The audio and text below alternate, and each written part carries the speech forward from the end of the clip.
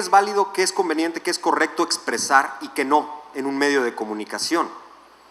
Como se decía hace un momento también, si damos a conocer que se está llevando a cabo un juicio a una persona o a una institución, esto puede implicar problemas de imagen para la persona o institución involucrada. Sin embargo, hay un derecho de la audiencia o de los ciudadanos de saber que eso se está llevando a cabo.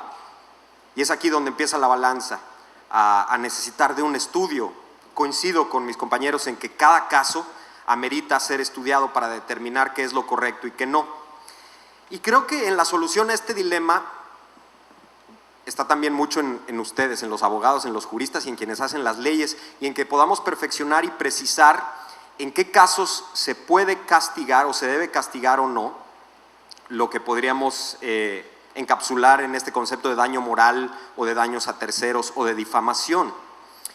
En qué caso también el Estado debe o no, o puede o no, tener el permiso de dar a conocer que se llevan a cabo ciertos juicios o procesos legales, ¿sí? El término libertad de expresión se usa en nuestra práctica cotidiana para definir una libertad, me atrevo a decir una postura, casi una lucha para evitar que exista ese bozal que convierte al periodismo en un mero instrumento de propaganda, ¿no? En el momento en que el medio está cooptado y solamente puede decir lo que a un Estado o a un particular le conviene, el medio se vuelve un instrumento de propaganda, pero ya no un instrumento de periodismo, y ese será siempre el peligro de cualquier intento de limitar la libertad de expresión. Esos serán siempre las tentaciones de la censura, y es ahí donde empieza el problema sobre cómo limitar la libertad de expresión. Como sociedad democrática necesitamos un periodismo que le sirva a un fin superior, que le sirva al fin de la verdad. También la verdad es una palabra compleja cuando se habla de muchas verdades, cuando se entra al terreno de opiniones.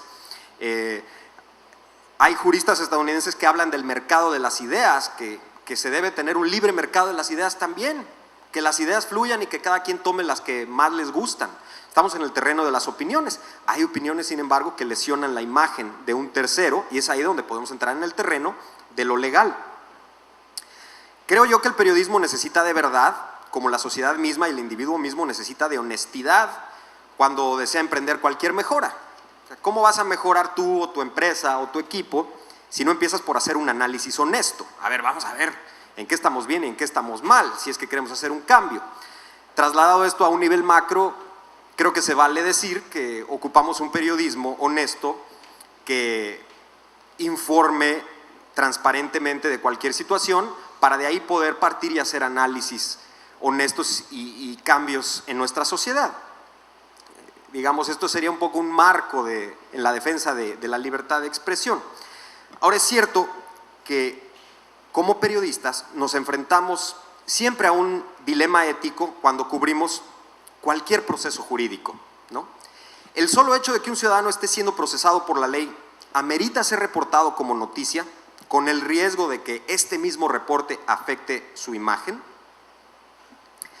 Creo que si como sociedad fuéramos lo suficientemente maduros para entender que cualquier persona puede ser sujeta a una investigación y eso no lo convierte en culpable, una noticia de este tipo no tendría ningún problema, ¿no?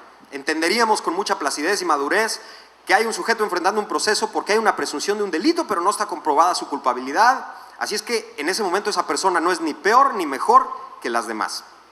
Como una persona que va al médico, ¿no? No porque va al médico ya está terriblemente enferma, puede ir a checarse. Como una persona que va al psicólogo, no quiere decir que esté loco de remate, ¿no? Sin embargo, en lo que llamamos la opinión pública, la sospecha siempre es morbosa. Y aquí es donde empieza el problema, ¿no?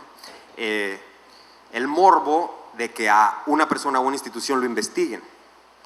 No sobra aquella frase de cuando el río suena es que agua lleva, ¿verdad?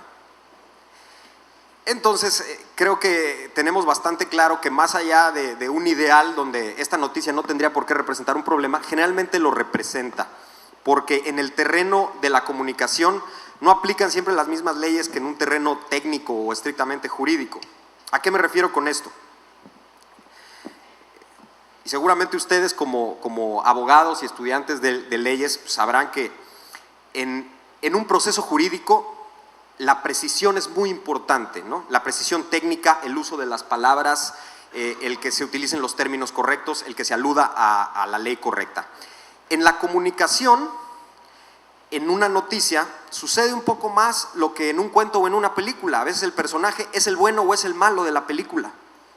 Aún así que el periodista esté utilizando las palabras correctas, presunto implicado, acusado de participar, detenido como sospechoso, se le investiga por, y no lo llame ni culpable, ni ladrón, ni asesino, ni defraudador, pero las noticias en su percepción del espectador son más difusas.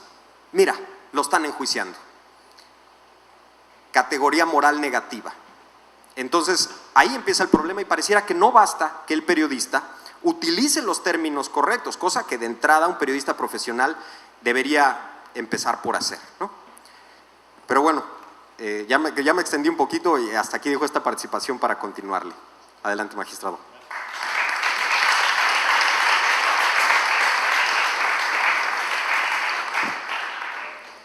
Claro, la presentación de detenidos es uno de los momentos en donde colisiona presunción de inocencia y libertad de expresión, pero como decía yo, no es el único. Hay otros momentos en el proceso penal en donde ocurre igual. Por ejemplo, en las audiencias públicas, audiencia de vinculación o en la audiencia de juicio, también ocurre esta colisión. En la publicidad que se le pueden dar a las sentencias escritas o en la publicidad que de suyo tiene el boletín judicial. Por ejemplo, actualmente, y fíjense, no solamente en materia penal, actualmente hay empresas que se dedican a el boletín judicial, no solo en Nuevo León, sino en casi todos los estados se publica de modo electrónico. Pues hay empresas que bajan eso, datos, y lo ponen en un buscador de datos, y entonces usted puede consultar quién tiene juicios en su contra, y al que tiene juicio en su contra de tipo mercantil laboral, a ese no le rentan la casa, a ese no le dan crédito, y simplemente porque su nombre aparece en publicaciones relativas a boletín judicial.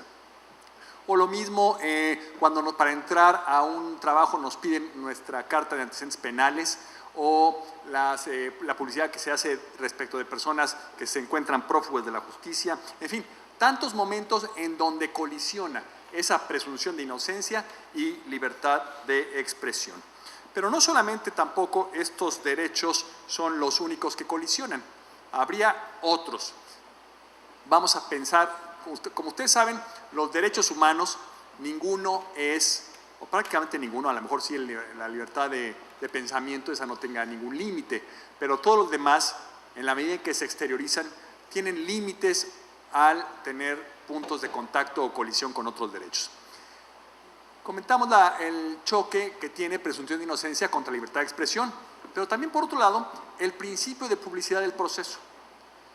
Ahora, en materia penal, el nuevo sistema penal acusatorio tiene como un principio rector la publicidad. Las audiencias se llevan a cabo con la presencia del juzgador, con la presencia de las partes, en un contradictorio real y con la presencia del público. El público cumple una función de control, de vigilancia y de legitimación de las sentencias que ahí se emiten. Es, pues, principio del nuevo proceso la publicidad. Esto, por otro lado, en colisión o en tensión con el derecho a la dignidad de las personas, particularmente de la víctima y del ofendido. Si la presunción de inocencia es un derecho del imputado, la dignidad de las personas podríamos ubicarlo más como derecho de la víctima o del ofendido. El aparecer en las audiencias la víctima de un delito también resulta en ocasiones contrario a su dignidad. Es por esa razón que cierto tipo de audiencias no pueden ser públicas, por ejemplo, aquellas que se refieren a delitos sexuales o aquellas en donde la víctima es un menor de edad, aquellas que tienen problemas, que son relativas a problemas familiares, en fin, aquí vemos pues la dignidad de las personas chocando con el principio de publicidad. También los juicios involucran información pública. Claro que nos interesa saber quiénes están delinquiendo, qué número de incidencia criminal tenemos en el Estado. Nos interesa saber el fenómeno criminal, cómo se está presentando y cuáles son las causas que les da origen. Esa información pública, número de juicios, delitos, etcétera, se rige, como toda la información pública, por el principio de máxima publicidad. Pero en los juicios contra esto también inciden o están llenos de información privada, de datos personales. Como ustedes saben, datos personales son el nombre, el domicilio, mi imagen, cualquier dato que me permita identificar a una persona. Esos datos también están, desde luego, en los juicios y esos se rigen por el principio de máxima privacidad. Son información reservada. Entonces ahí tenemos nuevamente una tensión. No es, digamos, es ahora mucho más frecuente que los abogados tengamos que hacer ponderación entre derechos y esto ocurre de manera muy clara en esta confrontación o en este choque entre presunción de inocencia y libertad de expresión. Claro, ojalá que todo fuera así, el choque entre bueno y bueno, de tal modo que tenga que escogerse de cada uno de esos derechos lo mejor. Pero en ese choque y en la armonización que tenemos que hacer de esos derechos, también intervienen malos incentivos. Me refiero brevemente a algunos. Entre los fiscales, las procuradurías. La Procuraduría a veces está más preocupada por el control social del delito. O sea, no le importa tanto detener a una persona y consignarlo con todas las pruebas de tal modo que se dicte en su contra una sentencia condenatoria y así se haga justicia. A veces están más preocupados por dar la imagen pública de que se está combatiendo con eficacia el crimen. Y por eso eventos como la presentación de detenidos, y aquí está la banda de secuestradores, resulta favorable para la imagen pública de las procuradurías y de los servidores que trabajan en ellas, y para difundir esta idea del control, de que hay un control social, de que se está combatiendo el delito. Entre los periodistas, un incentivo perverso de que la noticia penal es efímera. Dicen algunos periodistas, o me ha tocado escucharlos, de que solo dura 48 horas. Esto es, recién cometido el delito, es alto el interés periodístico, pero para cuando se le va a dictar auto de vinculación o formal prisión o sentencia condenatoria, ya para entonces esa noticia no tiene interés periodístico. Por lo tanto, hay mucho más cobertura de los momentos iniciales del delito, de la captura, de cuando el delito recién se cometió. Otro incentivo perverso también es que la noticia penal es considerada como de baja calidad o de consumo popular. Por lo tanto, no amerita meterle ahí mucho estudio, mucho análisis, casi así como nos den el boletín de prensa de la Procuraduría, así lo transcribimos en las noticias y de esa manera se difunde. Y en los juzgadores, desde luego, también entre nosotros hay incentivos perversos en esta ponderación entre derechos, como es el peso, al cual ya se refirió el licenciado Ureña, el peso del juicio mediático. Esto es, los medios ya han declarado culpable al homicida, confeso, ¿verdad? La sociedad tiene ya la idea y para un juez es difícil o constituye un gravamen tener que remontar esa opinión pública. Muy bien, gracias.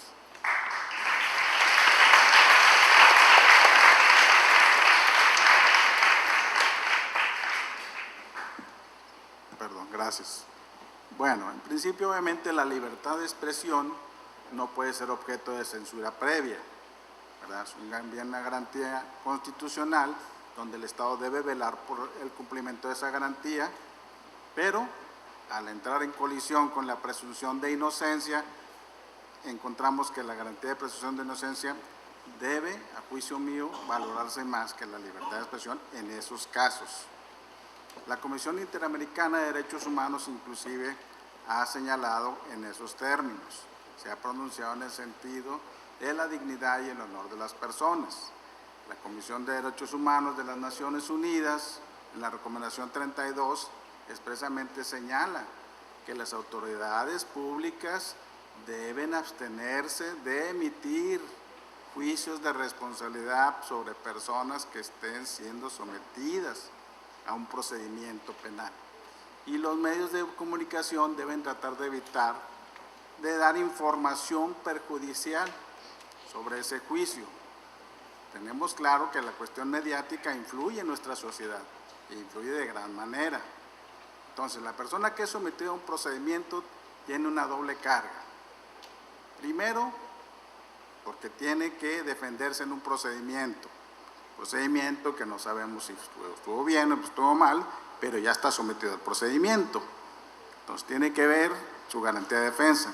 Pero no obstante eso, Además, tiene que lidiar en contra de la cuestión mediática, donde él ya fue presentado, donde ya fue señalado, y las repercusiones no son nada más personales, porque la repercusión va más allá. La cuestión social impacta a su círculo social, a su familia, a sus seres queridos, y obviamente la persona se defiende, demuestra su inocencia, sale absuelto, pero eso no llama tanto la atención, eso no nos llama, como acertadamente dijo el licenciado Luis Padua, el morbo nos mueve a veces, el morbo es, ahorita esta es la nota, esto es lo que vende, esto es lo que nos señala. ¿Qué fue lo que hizo? Sí, sí lo hizo. ¿Cómo tiene la cara? No, sí, tiene la cara de que es malo. Él fue, lo más seguro que él fue. Ya a nuestro juicio, ya. Entonces, eso obviamente va en detenimiento de la persona que está siendo procesada. Al emitirse esas opiniones, se carga innecesariamente ese peso sobre la cuestión de la justicia y la justicia de repente deja de ser imparcial, porque la cuestión mediática a veces influye en esas situaciones. La presunción de inocencia, a juicio mío, siempre debe prevalecer sobre la cuestión de la libertad de expresión, porque estamos hablando obviamente nada más en ese ámbito. La libertad de expresión es sagrada y por eso constitucionalmente está señalada, pero específicamente en ese ámbito debemos salvaguardar esa situación. ¿La sociedad tiene derecho a estar informada? Tiene derecho a estar informada. Claro, como sociedad tenemos ese derecho y queremos saber y queremos conocer y podemos emitir juicios públicos, que lo podemos hacer, siempre y cuando no sean menoscabo, obviamente, de los derechos que estamos, no perjudicar a un tercero, no afectar la moral pública, no provocar la apología de un delito, no señalar, provocar desórdenes o perturbación social. Ese es el límite que nosotros tenemos. El parámetro o las condiciones o el daño que se causa para una persona que es presentado así, prácticamente es difícil de revertir. Debe haber mecanismos, como lo repito, deben existir mecanismos donde podamos tratar de que la persona sea reivindicada socialmente. ¿De qué manera? ¿Fue difundida la noticia a nivel nacional o en todos los noticieros? Bueno, vamos a difundir ahora socialmente y si salió libre, en los mismos medios, digamos, démosle el mismo espacio. El artículo 6º constitucional inclusive nos concede el derecho a la réplica. No es muy utilizado, pero viene en la Constitución, podemos utilizarlo. Tenemos que ver mecanismos para, obviamente, poder proteger la presunción de inocencia. Si la persona es encontrada responsable, bueno, no hay problema. Estamos hablando de alguien que ya fue oído y vencido en juicio y se demostró su responsabilidad. Pero mientras no suceda eso, tenemos que salvaguardar esa presunción de inocencia. Como ciudadanos tenemos esa obligación. ¿Por qué? Porque es nuestro derecho a nuestra privacidad y es nuestro derecho a defendernos y a proteger nuestra garantía constitucional. Muchas gracias.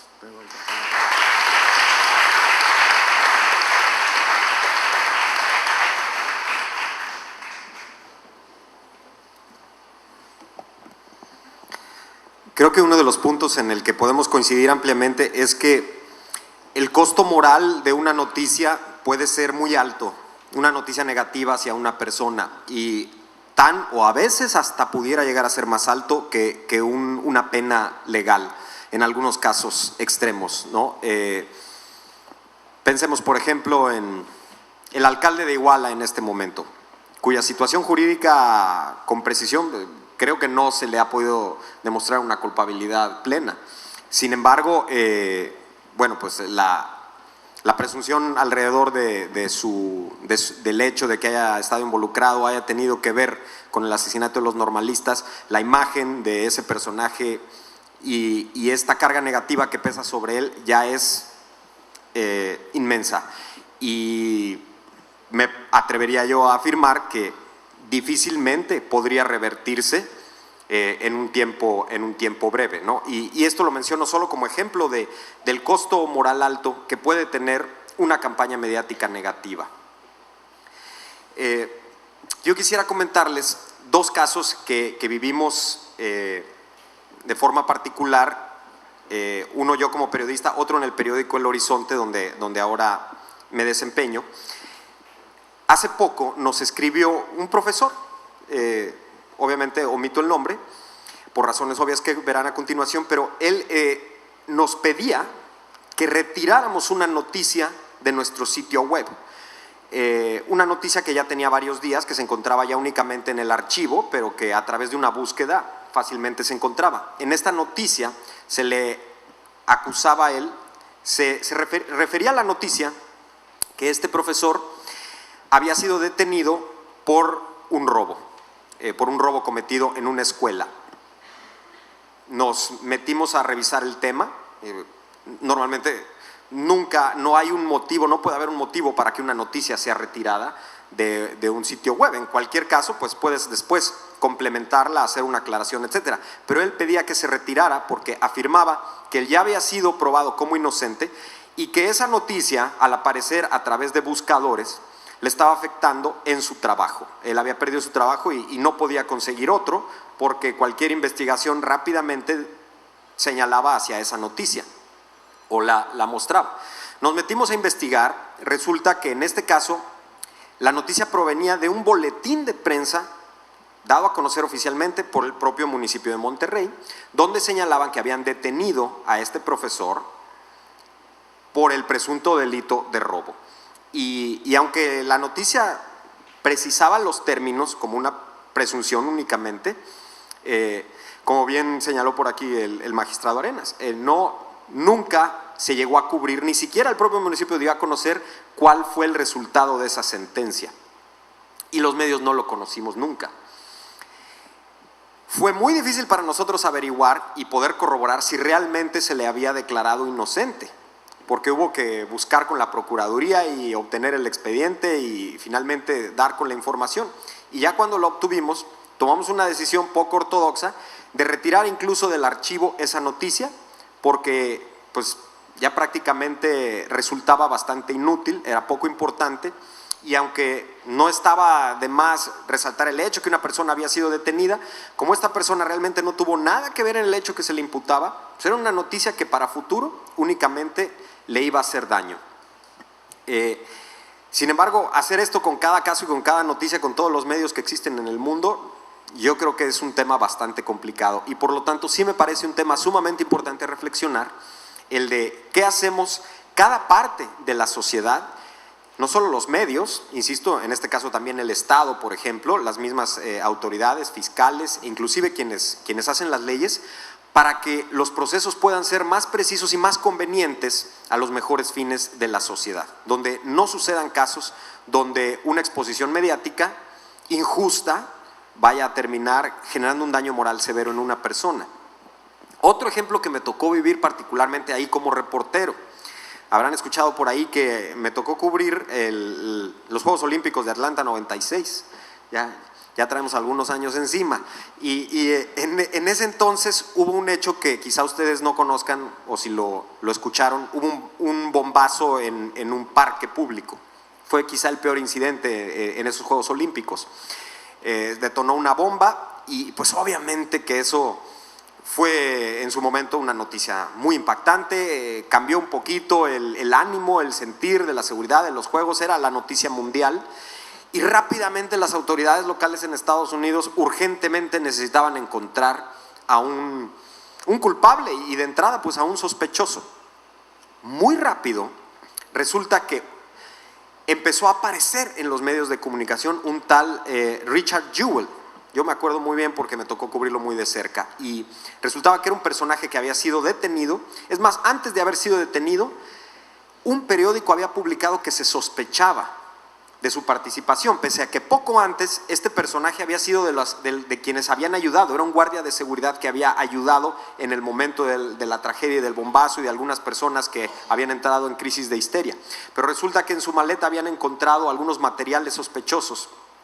Este periódico se entera a través de una filtración, las famosas filtraciones, ¿verdad?, del propio FBI, de que este personaje está entre la lista de quienes se consideran probables responsables o simplemente sospechosos de ese incidente. Era un incidente tan importante y la autoridad estaba tan urgida de hacer algo que pareciera que esta noticia corrió como pólvora. No lo habían detenido y ya estaba apareciendo en todas las televisiones el rostro de este personaje, Richard Jewell, en CNN a nivel nacional e internacional, y después todos los medios, inevitablemente, estábamos siguiendo el caso de Richard Jewell. Resultó que Richard Jewell se comprobó su inocencia poco tiempo después, pero el tiempo que duraron los Juegos Olímpicos no se llegó a ninguna conclusión ni a ninguna sentencia. Este personaje sufrió pues, un severo daño moral, ante el cual posteriormente él tuvo que iniciar juicios legales en contra de personas que testificaron como sus anteriores empleadores, varios medios de comunicación, de entrada el periódico que sacó la noticia la primera vez, e incluso enfrentó a CNN y a NBC.